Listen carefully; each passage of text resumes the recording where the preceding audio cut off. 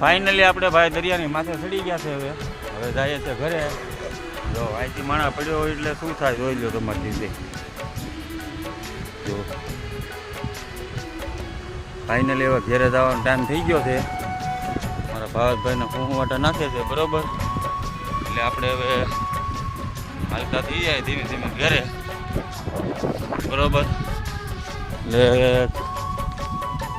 Video સારા લાગે તો ભાઈ તમે લાઈક કમેન્ટ કરજો. નવા હોય તો ફોલો કરવાનું મારો ભાઈ ભૂલતા નહીં. એટલો તમારો આભાર બરોબર. ચડીએ ને એટલે બહુ શ્વાસ ચડી જાય કેમ કે ઊંચું ચડવાનું રહ્યું પાણા પકડીને બહુ રિક્સવાળું કામ છે ભાઈ.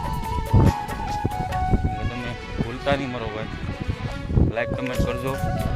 આવા નવા તમને નવા માછલા બતાવતા રહેવું. ભાવેશભાઈ તો માવો છોડે છે પાછળ. માવો છોડતા આવે છે